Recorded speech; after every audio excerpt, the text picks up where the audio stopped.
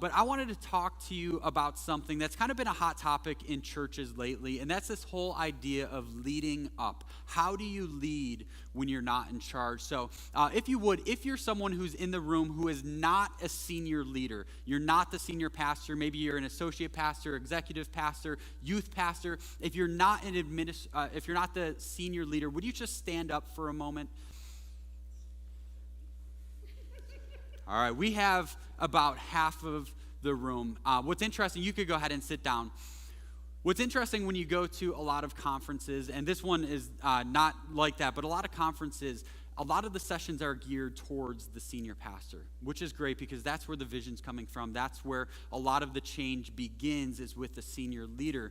But what I've noticed in conferences is it's the senior leader with their team of 10, or their senior leader with a team of 4 or 5. So what happens is the majority of the room ends up being non-senior leaders. So I wanted to do a session for those who are not the senior leader, but this is also for the senior leader. So don't completely check out, because what I hope that you'll get from this is just a little bit different of a perspective. Because the truth is that we do have a little bit different perspective. We do look at things a little bit differently. So that is why I wanted to do this session today. But if I were to ask you the question, who runs the Buffalo Bills? The answers might be a little bit different. This week, the answer would be the Baltimore Ravens defense. Like, it was pretty awful. But technically, the Pegulas run the Buffalo Bills. They're the ownership. Right under that would be Brandon Beane. But most people would say that the person who runs the Buffalo Bills is Coach Sean McDermott.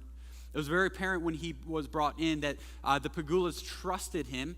It was apparent that he was a part of the hiring process for his own boss. He was the one who ran the Buffalo Bills. If I were to ask you who runs whatever team LeBron James is on, I mean, does anyone even know the coach's name of the Cleveland Cavaliers? I know what he looks like, but I don't know his name. It's obvious that whatever team LeBron James is playing for, he runs the show. He could have the coach, who is technically his boss, fired in a heartbeat if he wanted to. One of my favorite TV shows, and maybe you've seen this, but have you seen Parks and Recreation? Anyone? Yeah. One of my favorite shows, super funny. But if you were to ask who runs that town, the answer is Leslie Knope. She is the second in command of the Parks and Recreation Department. She has several bosses, yet she runs the entire thing. Why? Because she's driven, she's passionate. Nobody cares more than Leslie Knope. So the truth is this, and Pastor Rick kind of set this up nicely, but the truth is this, is that leadership is not authority, it's influence. And we can also, you could go to the next one, you can have influence without having authority. How many know that to be true? I think Pastor Rick's example of his son actually running the youth group proves that perfectly. That even though his son, who was in 10th grade, probably had zero authority, he had all of the influence. And the next slide is this, is that you can be part of leading your church without, quote unquote, running your church. See, the truth is the majority of staff, the majority of leadership in a church is not technically in charge of that church. There's one senior leader, but we have boards of administration. There's one senior leader, but we have staff. And if our staff, the influencers within our church, if we don't step up and begin to influence, if we don't step up and begin to lead, the mission of the church can suffer.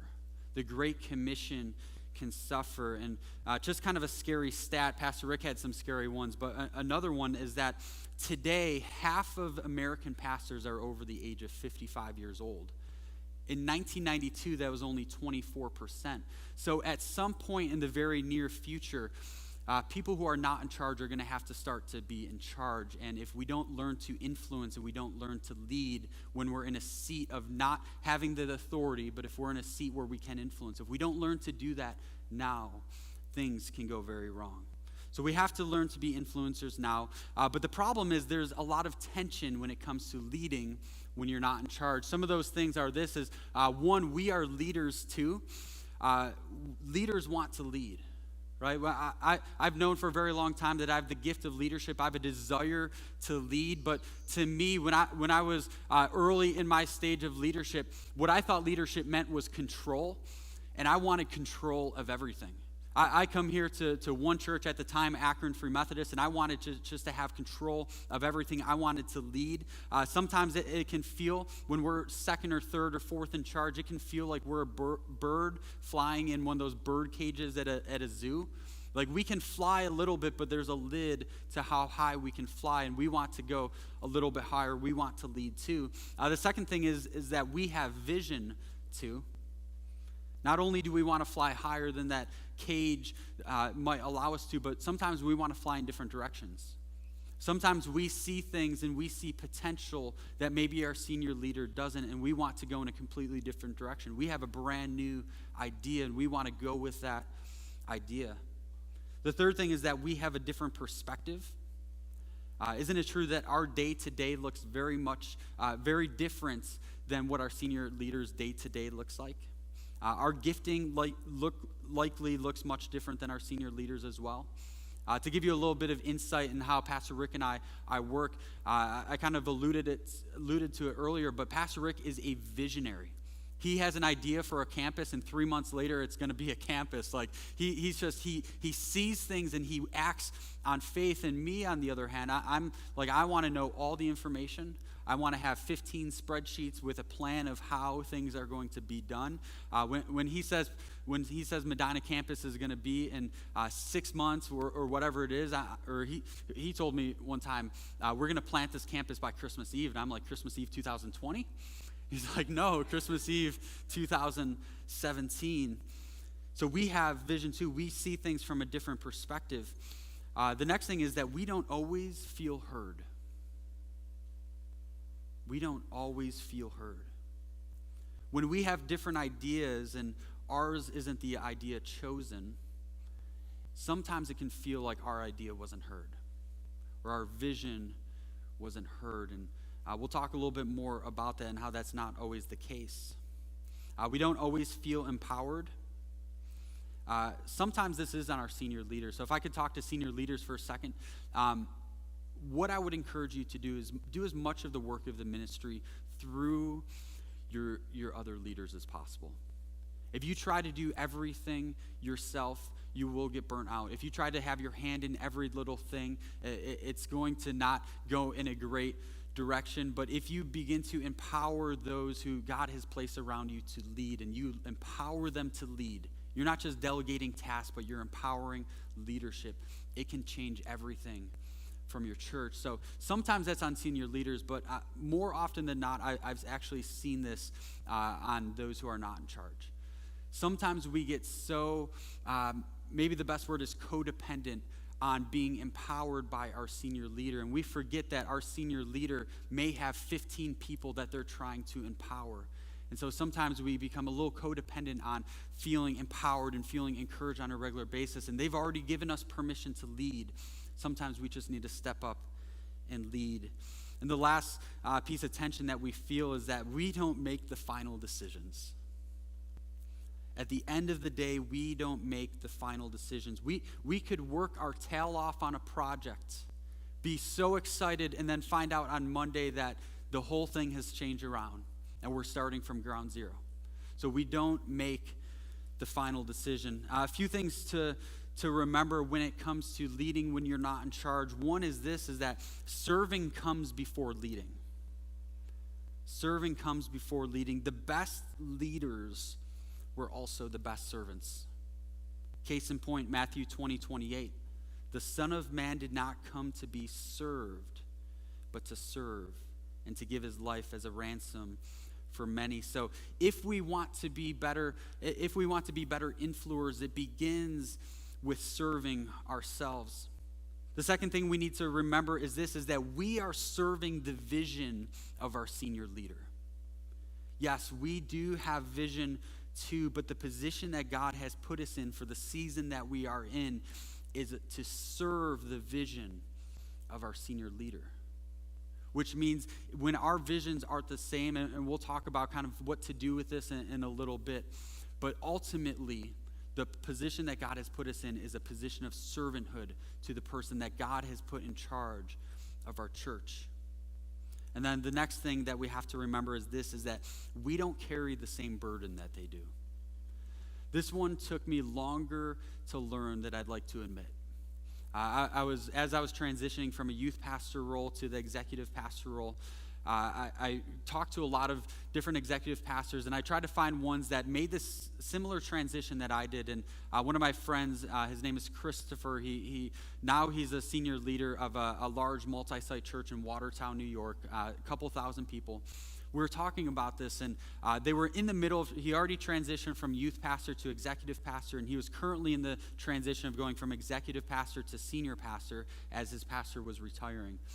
And part of their transition plan, it was a 3-year plan, and they were kind of right in the middle of it, where basically their senior leader was taking 4 months off while the executive pastor led. And the one thing that really stuck out to me, he said, I never understood the burden until my senior leader was gone for 4 months.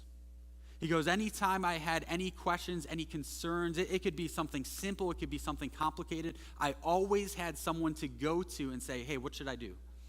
And as soon as his senior leader was gone for 4 months, he realized that I just have to make a decision.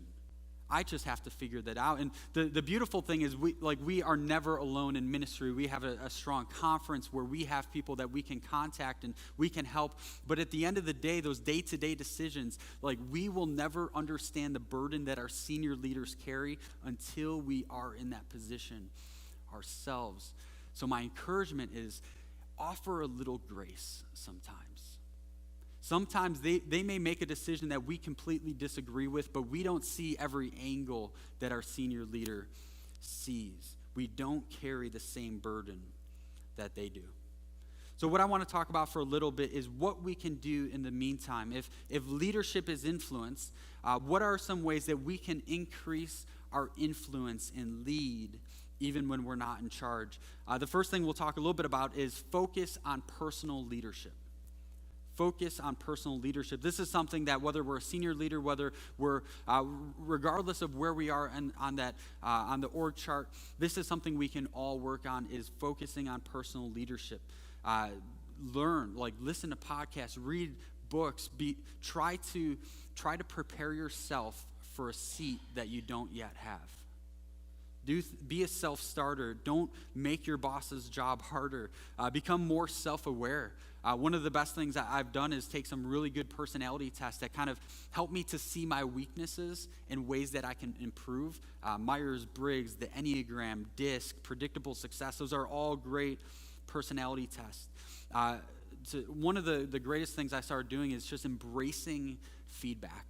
I'll go to Pastor Rick on a regular basis and I'll say, hey, I need you to listen to my last message again. Just give me as much feedback as you possibly can. And then when I go to receive the feedback, I go with listening ears. I try not to justify anything I did. I try not to make excuses for why I did something a certain way. I just listen, I listen, and then I walk away and I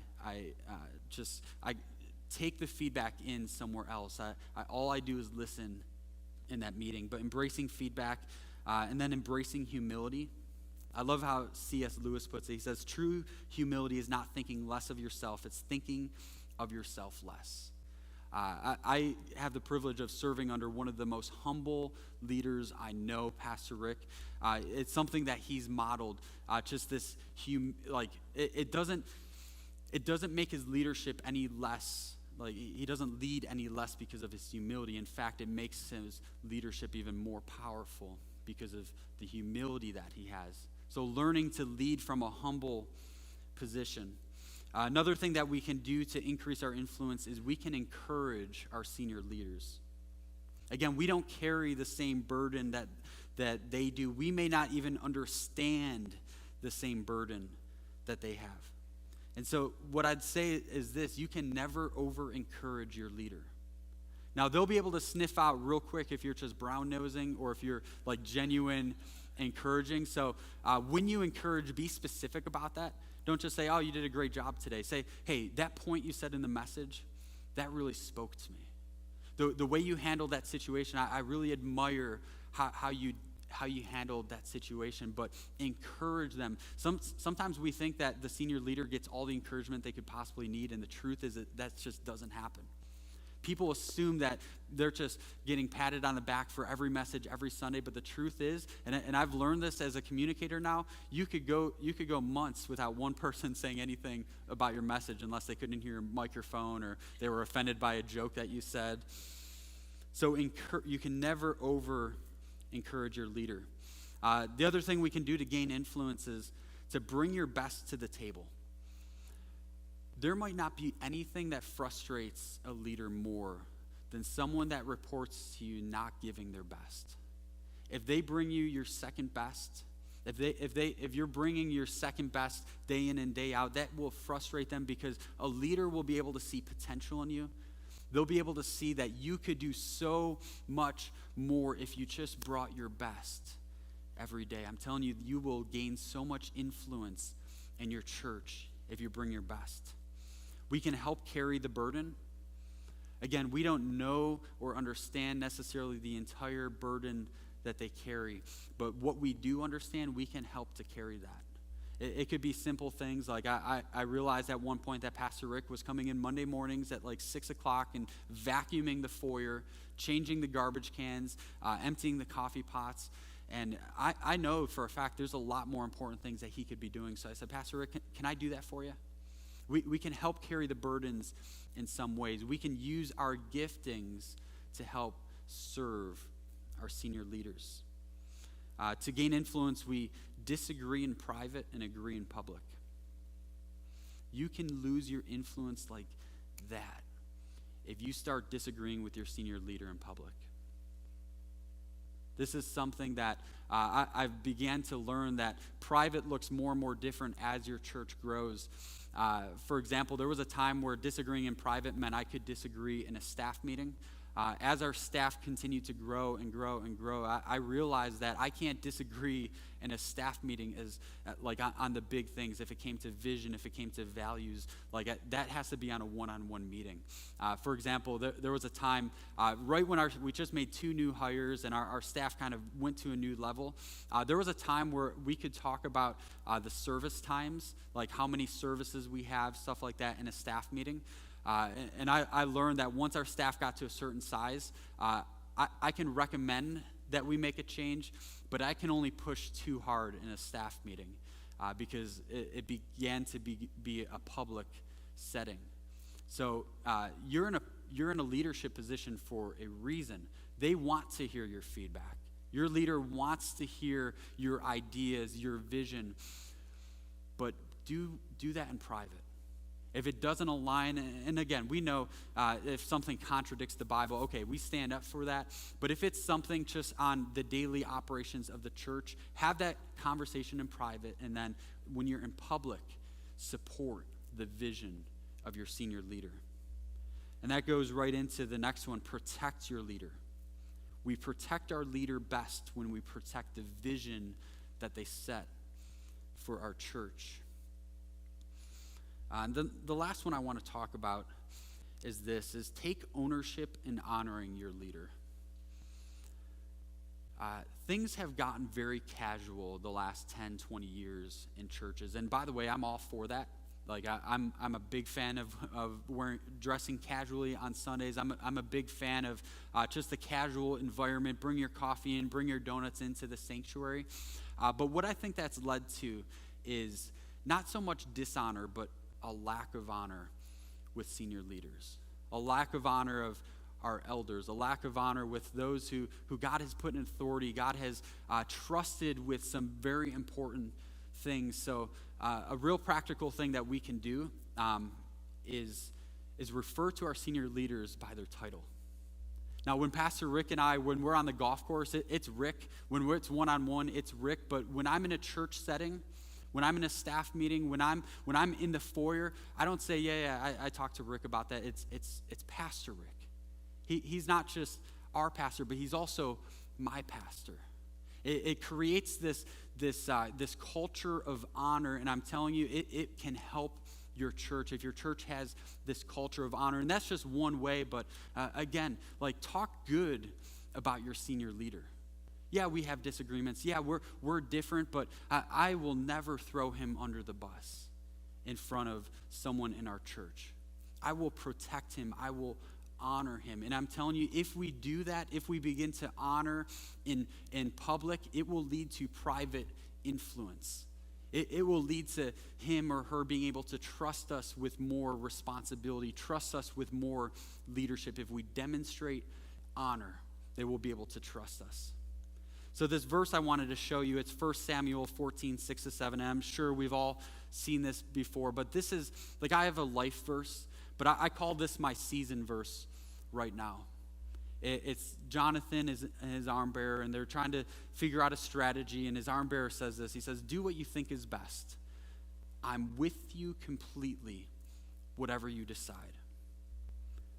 So what would it be like if that was our attitude? What would it be like if they had this idea for a campus, and I'm using a real life example, and our opinion was, okay, that timeline is a little bit too aggressive. But we came back and said, I'm with you completely, whatever you decide. A staff hire, and our opinion is, okay, I'm not too sure about that one, but I'm with you completely, whatever you decide. A new ministry, okay, that might sound a little complicated, but Pastor, I'm with you completely, whatever you decide. A new building project as an executive pastor, that sounds expensive, but I'm with you completely, whatever you decide. Do what you think is best. I'm just telling you, if as someone who's second or third or fourth in charge, if we begin to do this, we bring our opinions, we bring our best, we bring what God has gifted us with, but at the end of the day, we say, do what you think is best. I'm with you completely, whatever you decide. I'm telling you, our influence will begin to rise. I believe God will begin to prepare us for a seat that we may sit in down the road. But it begins by serving the dream of our senior leader. So I don't know how much time we have, Craig. I didn't bring my schedule up here with me. 5:11? He's the detail man. Craig, I'm listening, Craig. Pat. Craig's just leading up right now. He's just leading when you're not in charge. Anyone have any questions? Anyone maybe who's serves in a similar role to me, or even a senior leader? Any help I can give in just understanding our perspective a little bit? Yes.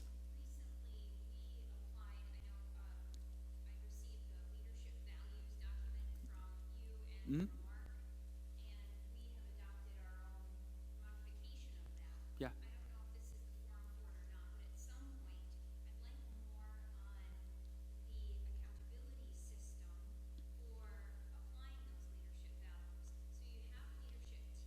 Yep.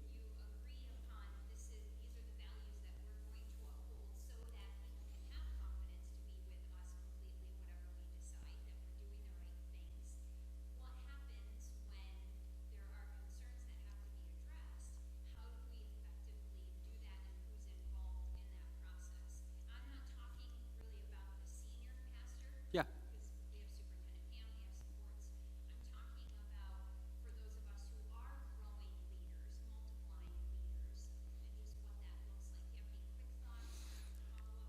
Yeah, so what she's asking is we have staff values.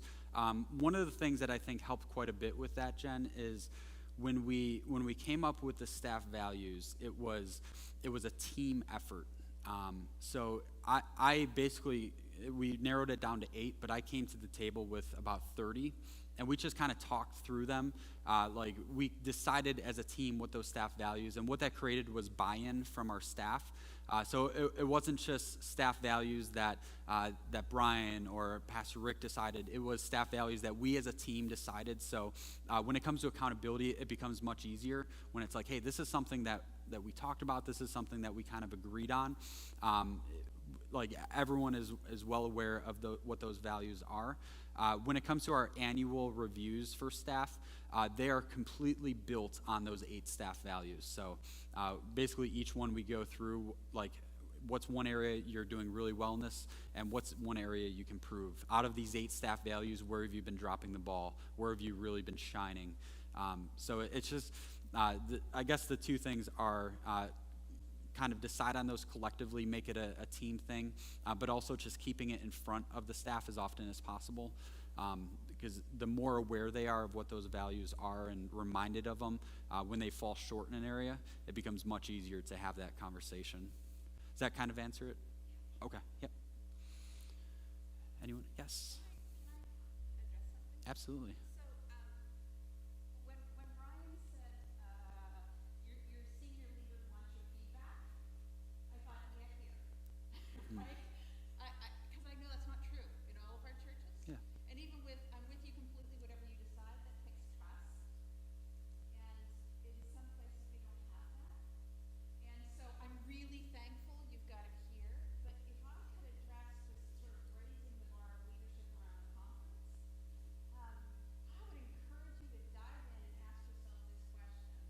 How do I as a leader, either as a senior leader or a second chair or whatever your leadership role is, how do I as a leader find my security in Christ? Because I know that, there's this great security with both of you, and that's why it works. But when we have an insecurity, that's when the trust gets broken. That's when I don't want your feedback. That's when defensiveness hits, and that's when we can't empower leaders anymore. And if we want to be empowering leaders, then the place at our core that we need to be secure is we need to be secure in Christ so that we can hear that feedback and so that we can empower others without feeling threatened by their success. So, thanks. Yeah, absolutely. Anyone else? Got time for a couple more. Yeah. Quick question. Maybe this would be a best way to you said you have staff values. Yes. Do you have different sets of values for different parts of the church? Do you get some church values, staff? Yeah. So we have core values as a church. Those are like what we put on the website. The staff values, that is a very much internal thing. Now we do give those to some of our more high capacity volunteers. Like basically, if they have the types of responsibilities that typically a staff would, we kind of put those in front of them too, and we kind of have similar expectations. So yeah, we do have core values, which is really what we believe, what we believe as a church, methods, stuff like that. And then we have our staff values, which is this is what's important to have a strong team. It's things like staying fit, everything from spiritually, physically, emotionally, stuff like that. Like the name on the front of the jersey is more important than the name on the back of the jersey. Like team comes before individual, like elevating ourselves on a personal level. Who we keep or who we reach is more important than who we keep. We just believe that if you like, once you start that relationship with God, I would rather reach another person than fight to keep someone who just wants to go to another church because of a preference. And we could probably talk like 30 minutes on that, so I won't get deep into that. But like, of course, we want to keep people coming to our church, but just the idea of reaching before keeping, stuff like that. So yeah, we have two different sets, and I can share with you the documents that we have if you're interested. But again, I would encourage you, if you're thinking of doing staff values, like borrow verbiage, all that kind of stuff, but really make that a team effort. Anyone else? Pastor Rick. It's a good place to do this, but I like to bring reality to stuff. I like to have fun. So we're preparing for this whole thing. We have different responsibilities that we're overseeing. And so Pam has food. Is Pam in here? No? I don't think she's. We have to say what Pam this is. Oh, yeah. There's a lot of Pams in our lives. Office Pam. So my administrator and stuff like that. So my wife's name is Pam. My superintendent's name is Pam. All that type of stuff. But funny story about that later. But anyway, so she has food. And so I overhear in our staff meeting the other day, her and Brian talking. And they're talking about the food. And they said, well, for snacks, we'll have donuts. And I was kind of going, No. It's not just donuts. I mean, Paula's are good, but we need more food. And so Brian calls me yesterday morning, and he says, what can we take care of? Is there any last-minute details? I said, yeah, we need more snacks. And so, and we need pop, and we need water. So I said, how about this? Why don't you get the pop and water, and I'll take care of the snacks, And so I go to Wegmans and load up on snacks. And so I'm in his office. We're talking, and Pam's car pulls up. and she starts to unload snacks and pop and water. And I would just say to senior leaders that are here, stay in your lane. Just stay in your lane, because is Andy in here? Is Andy still in here? Andy's our youth pastor. He's the newest on our staff, but he was watching this whole thing take place yesterday, and I want to deny, I didn't, the food we got was for another meeting. Yeah. I mean, we'll use it at some point. Do what you think is best. I'm with you, whatever you decide. I just want to tell you that stuff happens here, okay? And this is real, so that's all I have to say.